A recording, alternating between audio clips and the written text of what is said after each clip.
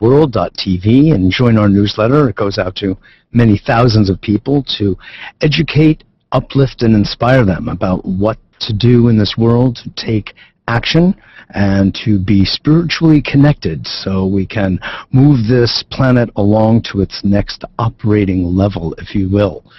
Tonight, our show is an enlightened evolutionary politics roundtable dedicated to ideas about transforming the current political zeitgeist in the United States, and of course, if the United States changes, so too will everywhere else. We have a distinguished group of people, from Representative Dennis Kucinich, Ralph Nader, Rocky Anderson, presidential candidate, and social philosopher Barbara Marx Hubbard. Our United States political system and government, based on a unique Constitution and Bill of Rights, centered around not a patriarch or a monarch or a head of state, but around the people, enjoyed the respect and admiration of people and nations around the world. Even though the founding of this country began with a vision, a set of values, and an idealism which supported the inalienable rights of the people, it, like any bold idea, was always fraught with internal differences and conflict. With some level of reason and consideration, it worked through the differences and managed to find at least some viable balance between the forces that sought to control it and dictate its direction. Historically, many of the choices upheld justice, forces that sought to control it and dictate its direction. Historically, many of the choices upheld justice, and many were, unfortunately, I think it is fair to say, reprehensible, but always justified by those who perpetrated them. But at this point, it appears that we have reached not just a crossroads, but perhaps a boiling point. Climate change, economies flapping in the wind, the absence of integrity in the very structure of our government, including the Supreme Court, Think Citizens United, and others, executive orders which in effect support the disintegration of our Constitution, and nearly endless litany of abuses of others and its own people, we are now in dire need of conscious intervention. We have a mainstream media that controls the conversation, and we have an alternative media which continually seeks to bring greater truth toward and forward to the people. At this crossroads, I've convened this roundtable of dedicated, innovative thinkers who have been in and around politics for much of their professional careers. A quick word of introduction about our participants in the roundtable, as a few of them were kind enough to come on, if briefly, as time permits. First, Representative Kucinich, Dennis Kucinich of Ohio, who we have had on the show a few times, has an outstanding record of being an advocate for the people and not being swayed by money or public opinion. Dennis has run for the Democratic nomination for president a few times and was considered by many of us to have been the strongest candidate, as his opinions and platforms are truly progressive and always for the people. He called for the impeachment of G.W. Bush and stood up against public opinion for truly most of his career. Ralph Nader is another one of our participants, if briefly today. Ralph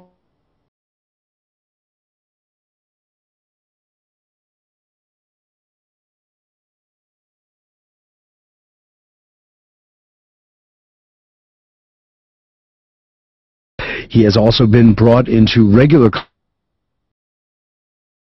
many years ago, which was a group of committed people who conducted massive research into government's practices, blew the whistle on them, and proceeded to offer common sense solutions. Public Citizen and Center for the Study of Responsive Law are but two of over a dozen nonprofit organizations Ralph Nader has helped to found or co-found. He is the author of many books and has run for the presidency 6 times.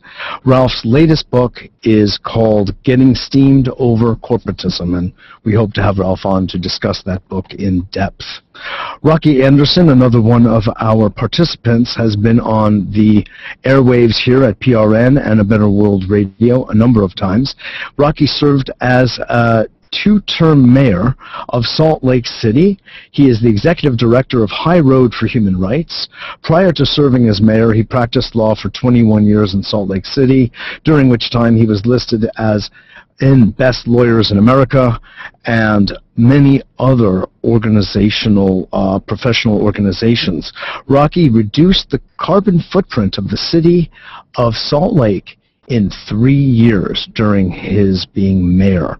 He is a humanitarian through and through, and now is running for President of the United States in the Justice Party.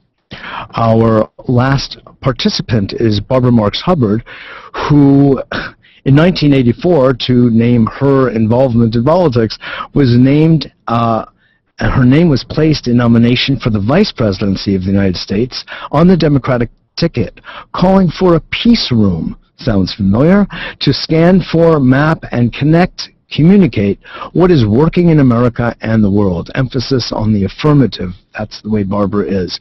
Barbara's been a guest on A Better World a number of times. She is also in her own right a prolific author, visionary, so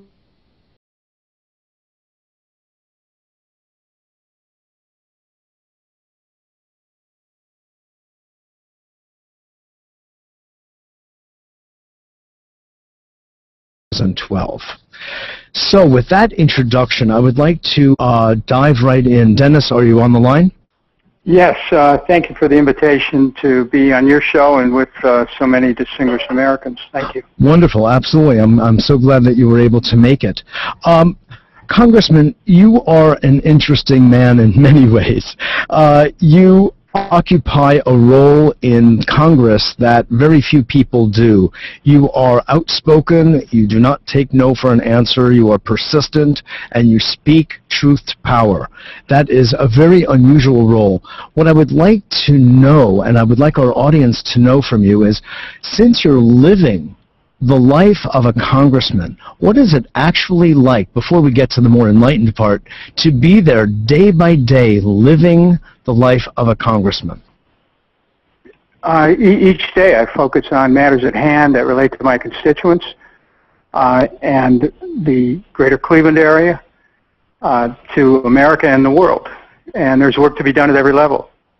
I have found that since the time I've been in Congress, the most strenuous efforts are put into trying to avert war, get us out of war, create structures for peace. But the life that I have is has been productive, exciting, challenging. Pretty much 18 hours a day where you don't even notice time passing. Amazing. Time becomes an illusion. It's almost if you're familiar with the Salvador Dali painting of yes. clocks melting, it's really it's an experience of time in an altered form. Interesting, an altered state of consciousness, if you will. That's very good.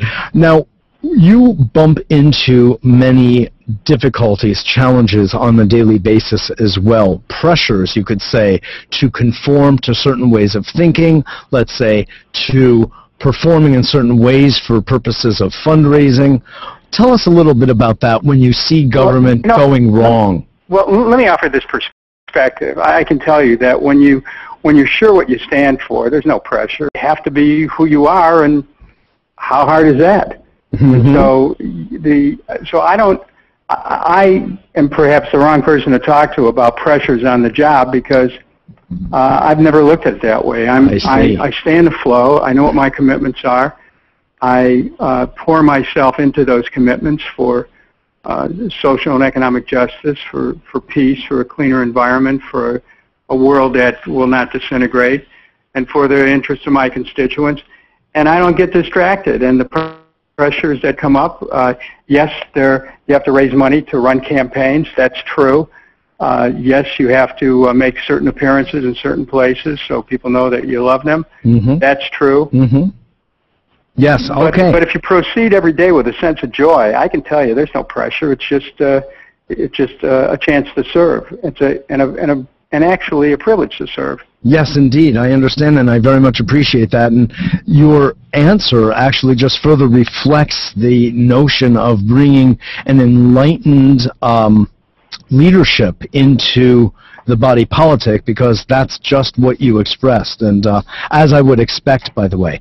So if you could wave, let's say, a magic wand, Dennis, over the body politic of the United States to implement changes that you feel would make it more productive so that we could reduce or eliminate, even really, war, change the military budget, begin to put people back in houses, correct the ailing economic system, get people back into jobs and schools, what would you do? Public funding of campaigns. That's the first thing. Changing the monetary system so that we take back from the Federal Reserve that which was given away by the government 100 years ago.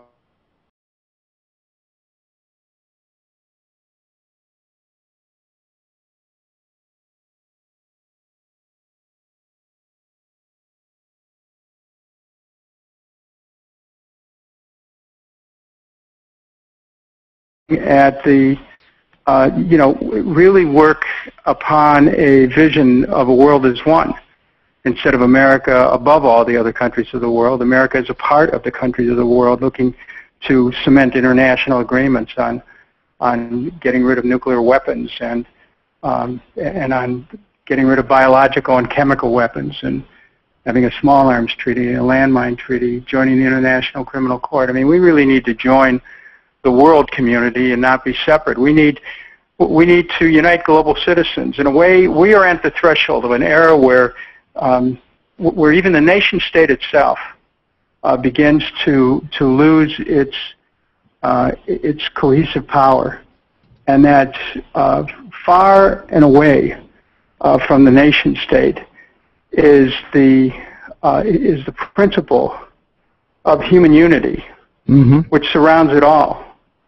Nation states are contained within that, but they don't and should not usurp it, or should not limit it or forbid it. And so we're really at the threshold of new possibilities for uniting people the world over, and that's where I've kept my vision, and that's where I shall continue to keep it. Indeed, I hear you. I so wish many of your colleagues, and correct me if I'm wrong, I wish that many of your colleagues shared that same global and unified point of view, a higher point of view. Do some of your colleagues actually share that? Can you have these kinds of conversations with them? Well, I think that everyone understands the insufficiency of our present system, and the pressures for election are challenging for many members, who they have to win at a district level. When you have and what's called for is a district, a national.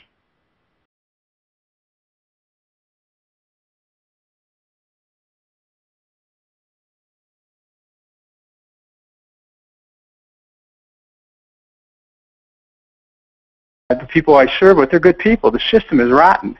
The system, which is a public auction, is a doomed system. You can't really achieve anything that's a public good when special interest groups are always going to be intervening between the elected and those who elect them.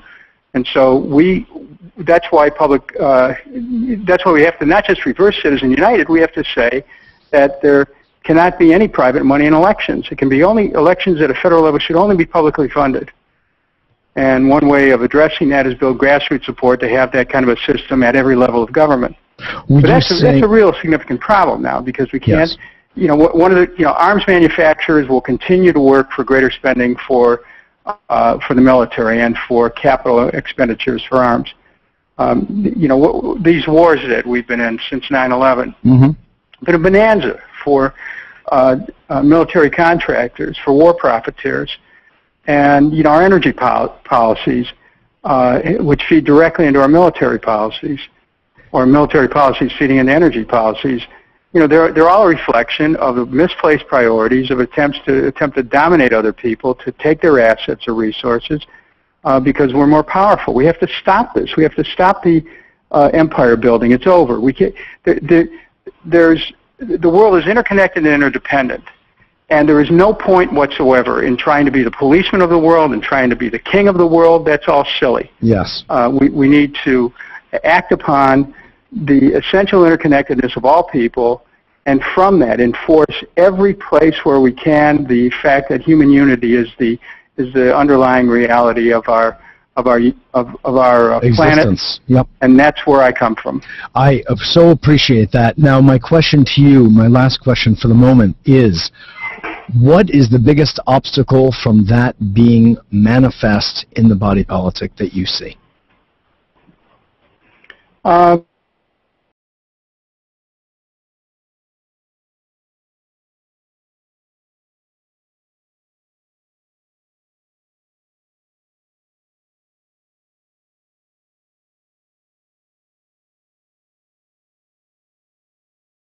Plan on a stepped up activity, because there's some ways in which being in Congress, requires a commitment of time that you don't have the chance to do some other things in terms of helping to organize nationally and internationally. Well, I'm going to have be looking at a new direction. But for those who say, well, the system is all screwed up and you can't do anything about it, it's time for us to do a reality check on ourselves and what our commitments are, and notwithstanding the experience we have, not to be lulled by temporary setbacks or defeats, but to look to the bigger picture of what it is we hope to achieve.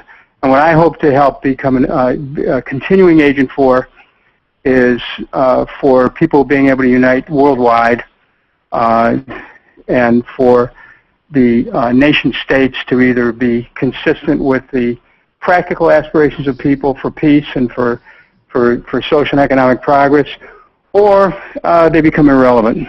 Right. So this is, and for people who want more information, keep in touch with Kucinich.us,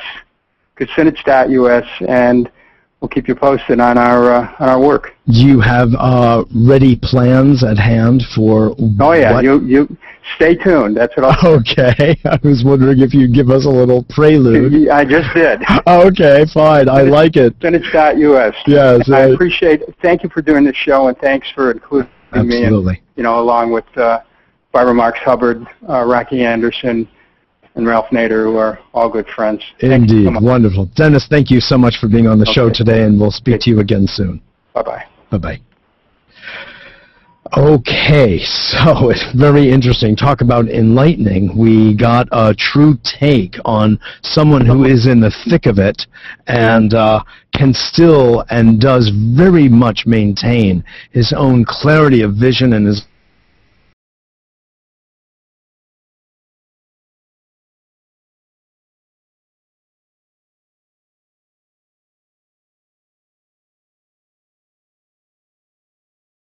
he can go on his track, and that's that. How I would love to hear that from the other members of Congress. Now we have Ralph Nader on with us. I'm so glad to have Ralph on. Welcome to the show, Ralph. Nice to be on. Good, I'm so glad. I did an introduction of you earlier in the show, and I also want to say that we hope to have you on again to discuss your latest book, so we can go into some depth. I know you don't have a whole lot of time today.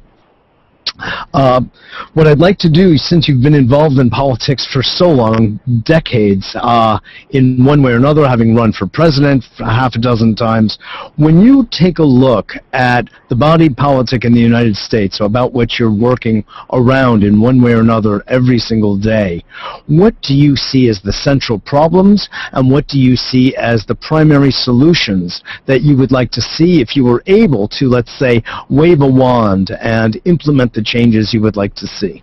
Well, the central problem is that most people in this country don't believe in themselves to the point where they can be self-governing and where they can put muscle behind we the people, which is the way our Constitution starts in this preamble.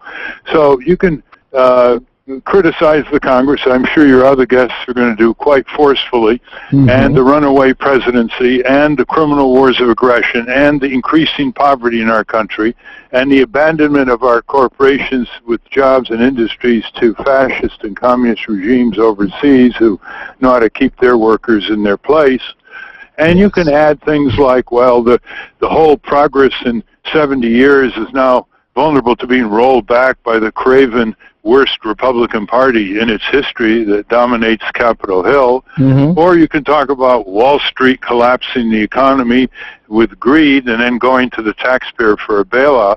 But what it really comes down to is how many people are going to organize first to take over their Congress in every congressional district. And if we had 100 people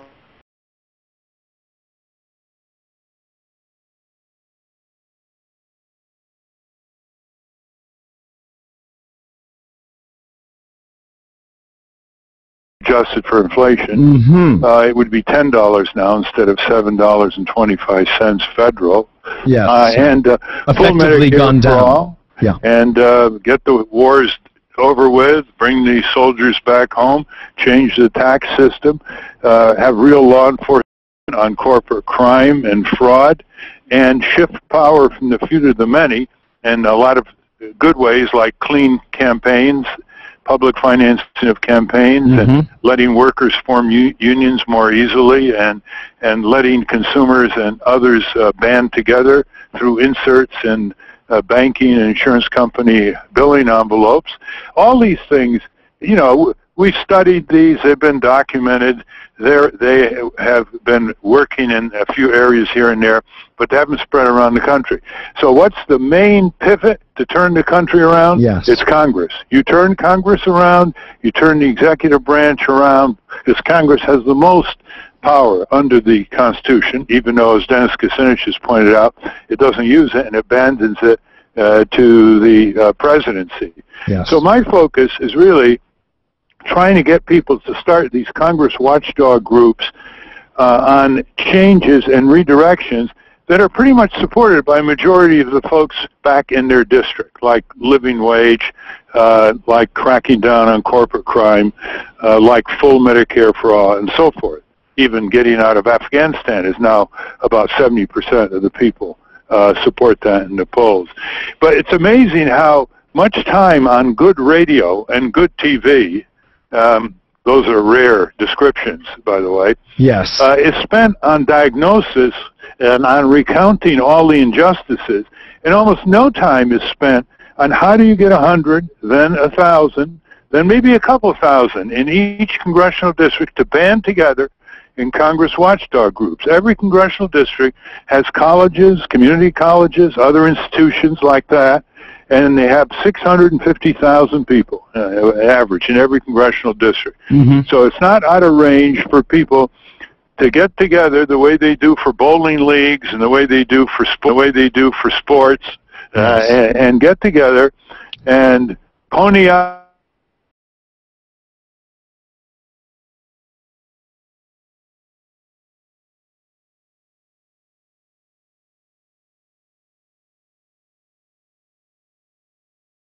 Guarantee you, you can propose this from coast to coast on talk radio. You'll never get a follow-up question because we don't focus on mobilizing people, and that's the start of justice, freedom, liberty, and a government of by and for the people. But you will not get follow-up questions. People are bored by proposals on how they can get organized themselves and stop either withdrawing into apathy or spending their days carping and whining. And blaming others. Yeah. So at the end of the day, in a sense, you could almost say, Ralph, it's a psychological issue of people not believing that they have the power. That yes, indeed. They don't believe that they have the power. They don't even ask themselves the question. The people are sovereign under our Constitution. As I said, we the people. It's not we the corporations that starts the Constitution. Yes. But they never ask themselves the question, why are we giving up our power to 535 men and women in Congress, the majority of whom have sold out to big business and have abdicated their constitutional responsibilities for peace and for justice to an executive branch that also is run by former corporate executives or by politicians who are dialing for corporate dollars. Yes. See that? Why are you giving up so much of your power? And I think that grabs people. That question is a real starter. Now, in your various organizations that you work within, the Center for the Study of Responsive Law and others, are you involved in, and what are you seeing about people's response on a grassroots level to this kind of district awareness and action?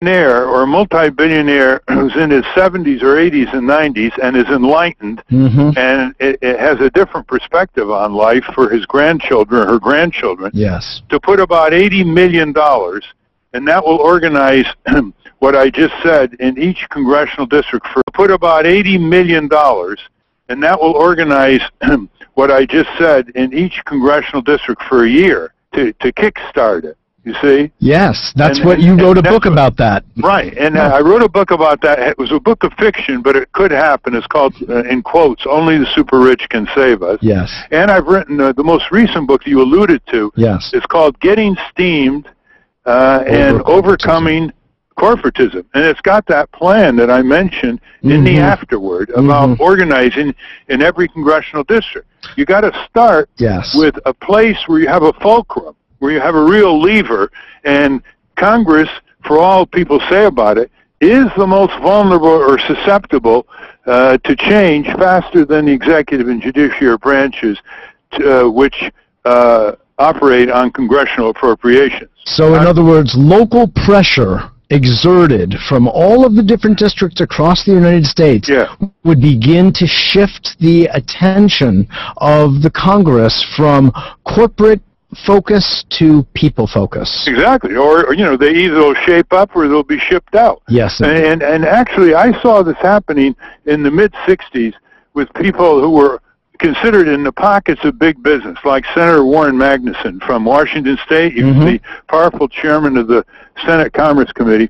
And because the rumble from the people started coming in the 60s against the war in Vietnam, on civil rights, on women's rights, on consumer environmental activity, Warren Magnuson became the greatest champion of consumer legislation in the Congress in American history. One bill after another. You see? Yes. Because he heard the rumble from the people. Yes. When Nixon heard the rumble from the people emanating out of the 60s, he signed into law bills he never believed in.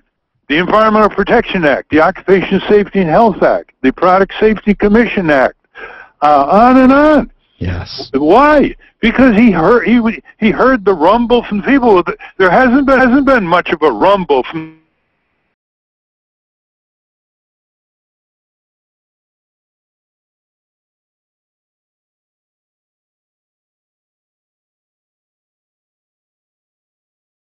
having their own TV network, Fox. A billionaire. They were, but it all started with showing up in August of 2009 at these congressional meetings back home. You know, when in August, when members of Congress went back home, the Tea Parties roared into this auditorium in one district after another and began making their demands known. And just that kind of awakening, whatever you say about the Tea Party, that kind of awakening reverberated all the way to Capitol Hill. Indeed, indeed. And they had a resounding effect. We can't even get the Democrats, other than Dennis Kucinich and about 18 of them, to push, as they did last week, for a $10 minimum wage, which would increase consumer demand in a recessionary economy, which has 70% support in the polls.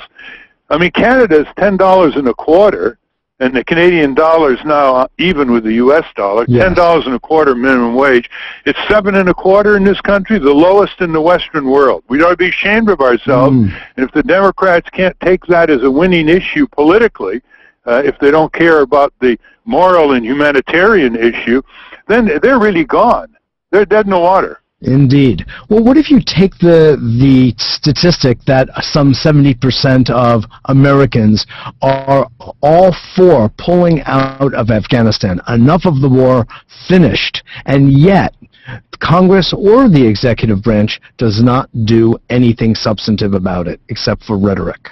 Well, because first of all, Congress has has lost its will to hold the presidency accountable. There should be no wars without declaration of war. Congress hasn't declared war since December 1941. So against Japan and Germany. So they're not.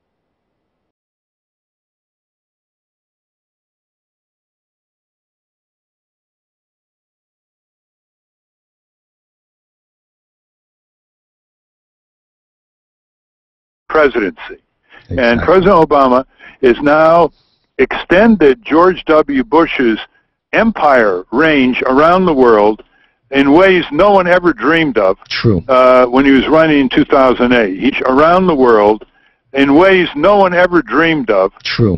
When he was running in 2008. He has stated that he is ready to go into any country, violate any sovereignty, kill anybody that is under suspicion of aiding and abetting or whatever, terrorism, using terrorism to attack terrorism, blowing up by mistake civilians, even though they knew that there were civilians in the area. Yes. And on and on. I mean, you see this in the papers constantly, and Congress doesn't even start impeachment proceedings. But they don't even start congressional investigation. Never mind impeachment proceedings. Yes. Why don't you be as good as Senator Fulbright, who started fundamental Senate Foreign Relations Committee investigations on the Vietnam War and put the facts before the American people. Yes. Our democracy's in serious decay, and it's very important for people to support politicians or would-be politicians. And I'm glad you're giving some voice to Rocky Anderson, who's running for president on the Justice Party, former mayor for 2 terms of Salt Lake City, and the great Dennis Kucinich. Yes. And let me just tell you one thing. Please. To show you the decay. You remember Tom Snyder of NBC? Mm-hmm. Okay, he had a major program for years, a talk program on NBC Network, coast to coast. Mm-hmm. Well, in 1976, Tom Snyder had every third-party candidate on for an hour. And it was a civil discussion, just him and the candidate. For example, Peter Camejo, running on the Socialist Worker Party. Mm-hmm. And now you would never see that. You would never see a national TV network give 1 hour or more to a third-party candidate. We're operating under a 2-party dictatorship, and until that dictatorship is broken, what I call the 2-party duopoly, in my moments of understatement, it's a 2-party tyranny. You bet. Until that's broken, you will never break the grip of corporatism, which now owns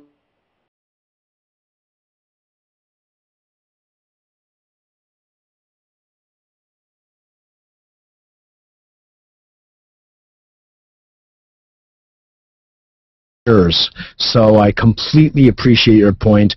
We have had Rocky Anderson on this show a couple of times for the full hour, and so has Gary Null, as well as Jill Stein. And Gary, after this show, we'll have another group of third-party candidates here at PRN. We are very committed to giving voice to the other candidates that you will not hear, as you're saying, on mainstream media. And I suggest that when you do give them voice, you challenge the larger media, what is euphemistically called the mainstream media, to do likewise. Yes, indeed. For heaven's sake, can't they afford once in a year to give an hour to a third-party candidate whose agenda often, by the way, is supported by majority of the American people? And not all the agenda, but a lot of the issues, for example, Rocky Anderson's running on, would pass a majority support test. Absolutely. Whether it's ending the wars or living wage or full Medicare for all. Yeah, exactly. And rule of law.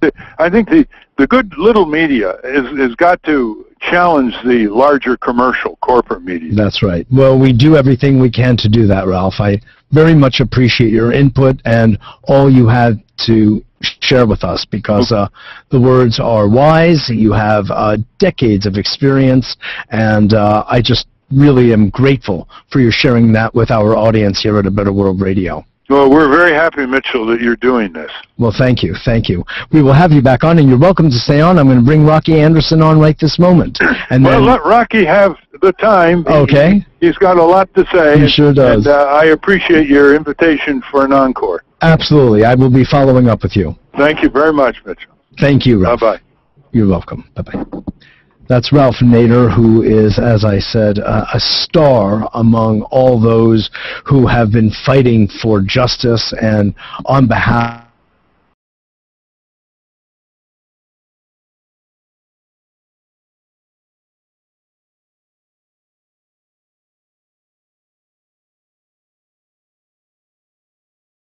Eastern Daylight Time. We're on and we talk about the sung and the unsung heroes.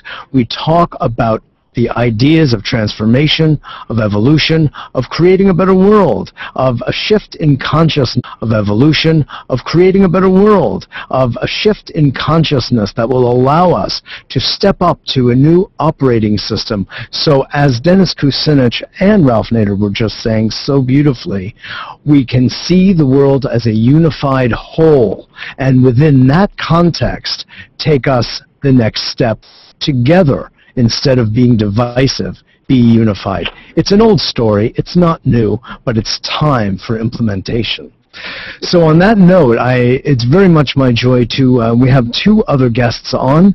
We have Rocky Anderson first, and then we'll bring in Barbara Marks Hubbard, who's been thinking about these matters since she first met President Dwight Eisenhower back when she was a teenager. So please stay tuned, and much more to come until the end of our show. Rocky Anderson, are you there? I am. Mitchell, thank you very much for this opportunity, and what an amazing group of people to have on during 1 hour, and I really so appreciate you helping get out the word that the corporate media has simply refused to do, and I think it's for one clear reason only, and people in this country are becoming more and more aware of it, and it's because the corporate media is promoting the corporate interests, and they don't want the people to hear the truth in this country. Well put. Well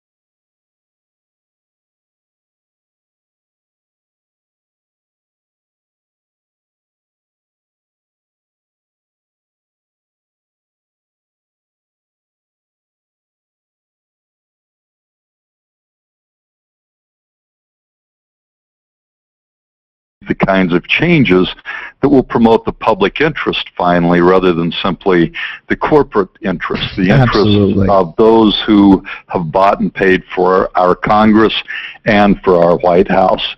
And I think the most powerful thing that people can understand, that can empower themselves, that can inspire them, is to understand that not only in this country but around the world, when people have cared enough and they've been willing to stand up and fight, they have been able to overcome, and it's no different this time. This is where we are now in terms of having the greatest disparity in wealth and income at any time in this nation since the 1920s, with a two-tiered system of justice where criminal laws are only applied against those of us among the masses and not against this elite, powerful class that seems to have no accountability under the law, whether it's those who committed mass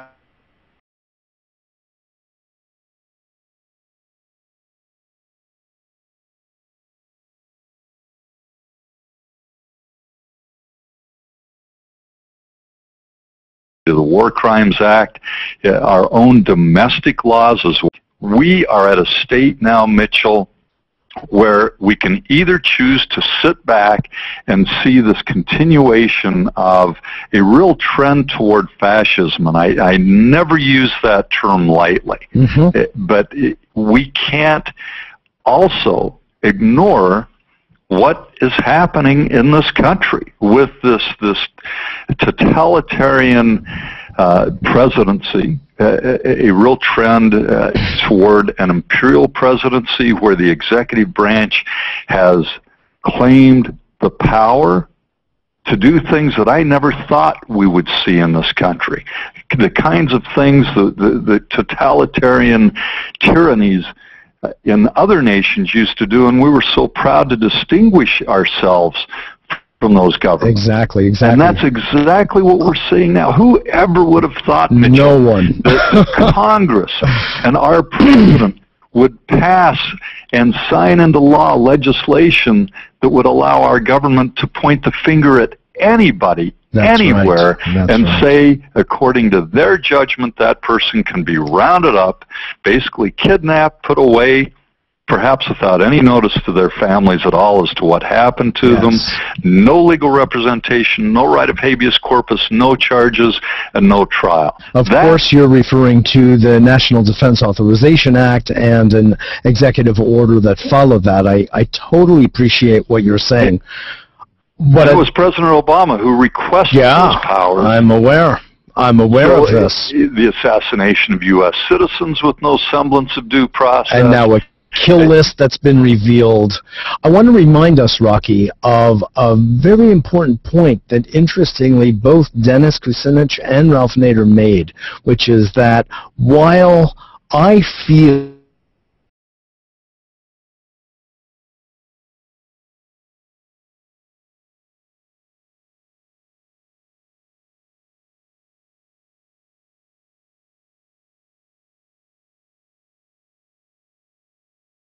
we the people for taking action on a grassroots district level to make the changes we want to see. Now I'd like to bring in Barbara for a moment because I want to move us around to the visionary component of what you embody as a presidential candidate, for which I have such admiration for. And Barbara, who has been a social philosopher, a futurist, an evolutionary thinker for so long, what you would have to say now that you have come, Barbara, into alignment with the listening of Dennis, who I know is a dear friend of yours, Ralph Nader, and Rocky Anderson. Barbara, are you there? Oh, okay. We're having a momentary technical glitch, and then we will circle back to Rocky after we get Barbara's input, if she is in fact there. Okay. So, okay, fine. In the meantime, I want to use this precious several last minutes, Rocky, to ask you, upon your, let's say, in the best of all possible worlds, due to the greatness of social media and viral thinking and viral marketing and the like, if you were in fact to become president or highly influential into the body politic, what is it that you would like to see? And then we'll come back to Barbara in a moment.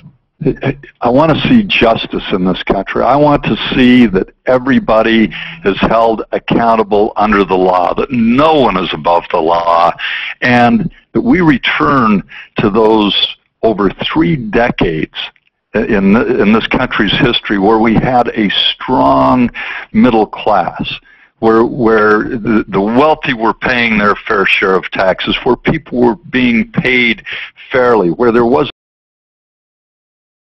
people. Indeed. We're making. So, and where there is control of financial institutions, so we never see the kind of meltdown we did, and from which people are still reeling, not only in this country, but around the world. Indeed. So I understand Barbara's back. Maybe you want to go to her. Sure, I will, and then we'll come back around to you, Rocky. Barbara, hi, welcome to the show. Thank you. Thank you very much. Absolutely. Have you been listening? Have you been on, or was that just a last-moment telephone glitch? I've been listening to everything. Excellent. Excellent. I'm so glad. You know, your friend Dennis Kucinich opened it up, and Ralph Nader, and everybody's been continuing. Rocky Anderson has just been asking about what your input would be here, and I welcome the same. We've been both diagnosing many of the issues, but we're also focusing primarily on solutions from an evolutionary and conscious point of view, what we as individuals populating this beautiful country can do to make a difference. I'd love to hear what you have to say about that. Yes. First of all, I'm honored to be on this call with such wonderful, pioneering evolutionary. Oh, thank you. Thank you so much for what you're doing, Rocky. I have had the idea, when I ran for vice president, with over 200 delegates, placed my name in nomination to create a new social function in president, which, as you said, is mapping, tracking, and connecting what's working and communicating it to the people for greater participation. Now, that's not the solution to everything, but it is actually necessary to get the power and motivation to shift the system. So what we're doing right now is convening a planetary celebration of what's working.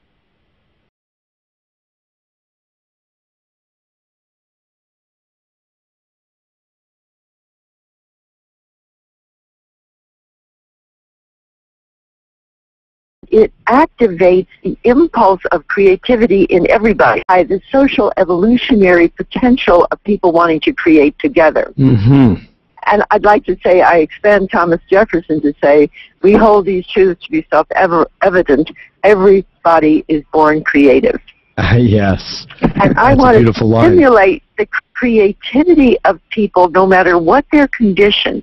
When you think we were pioneers crossing this nation in covered wagons with no help at all, that people have done the most magnificent things. We climb every mountain, we cross every river. So by identifying the solutions and what works and connecting them through local media and internet, and having a global celebration all around the world for every culture, every nation, every religion of people who are creative, I think we can help lift the system and support the political efforts to change the system from inside itself.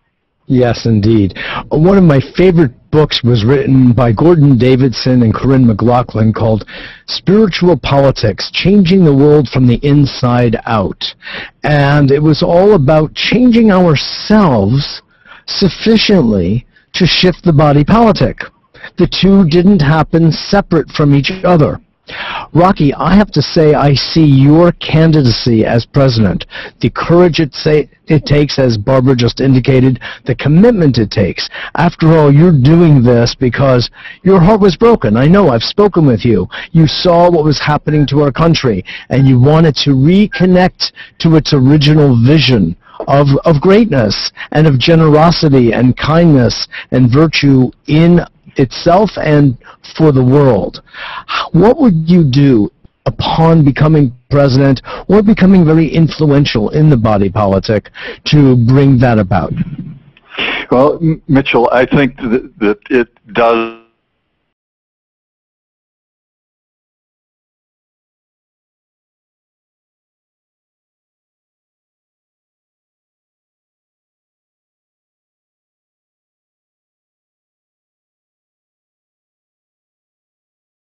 requires every one of us. You know, there are three basic types of people in the world. There are those who do harm, the perpetrators.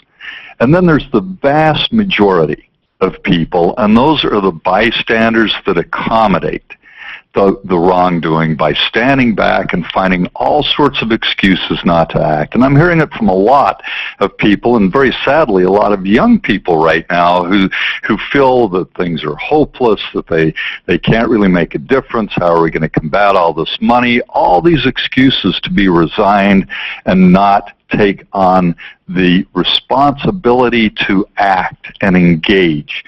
And then the third category are the upstanders, the people who see wrongdoing and they say, forget the excuses. We're going to go take it on, and you know, no matter what happens, we're going to be able to look back in our lives and say, we stood up against it. We fought for what was right. Yes. And that really is the American way. Look at the founders. Look at the people who have fought and given the ultimate price in so many cases, millions of lives given for our freedoms and for the freedoms of other people around the world. And we're sitting back right now in what's becoming Gulag America, where the president and Congress claim the power of government to round folks up and indefinitely detain them, or to put U.S. citizens on assassination lists. And what we're seeing is this sort of team mentality where, because it's a Democratic president, all these people say, well, I know I'm in the Democratic Party, so I'm really not going to raise a ruckus. Yet if that person had an R after his name, and it was George Bush and Donald Rumsfeld and Dick Cheney in the Oval Office looking at these baseball card-like biographies and photos of these folks and deciding who's going to live and who's going to die, and in the meantime killing off hundreds of innocent civilians, including hundreds of children, people would be in the streets. Exactly. We would see an opposition party. And that's why I say each of us anymore, and in doing that, we become better people. Rocky Anderson, I want to thank you so much for that. I appreciate it. Yes, Barbara, please weigh in. We only have one more minute left. Okay, I just want to say that I believe, yes, from the inside out, but we're talking about innovation, solutions, connecting. And in order to support what you're saying, Rocky, the more we can act on what's working, and I'm talking about innovations in health, in education, in energy systems, and I'm an advocate of what Buckminster Fuller said, is we now have the resources, technology, and know-how to make a world work if we're connected with each other in our creativity. So absolutely. Our 2012, Birth 2012 movement is a call for everybody on Earth to do that, to support the political initiatives that are required to make the system itself transform. And I just want to thank you very much for this huge effort you're making. Thank you, Barbara. And I love the outlook that you bring to this, because we can all evolve. We can choose the way that we evolve, both personally and as a community. And in doing that, we create a more peaceful and better world if we all stand together and fight for what's right. Wonderful. Well, you are my candidate, Rocky. There we go. We're going to get all the evolutionaries behind you now. That's all wonderful. Right, let's go do it. Okay. Barbara Morris Hubbard, thank you so much. Thank Rocky, you. indeed. Bye-bye. Bye-bye now. Thank you, Mitchell. Absolutely, so Rocky. Thanks for being on, and we'll be continuing on. And stay tuned, in fact, for Gary Knoll's roundtable coming up right after this with Rocky Anderson and other Jill Stein and other Jim Gray of the Libertarian Party, and to continue on this dialogue in Gary Knoll's form of it.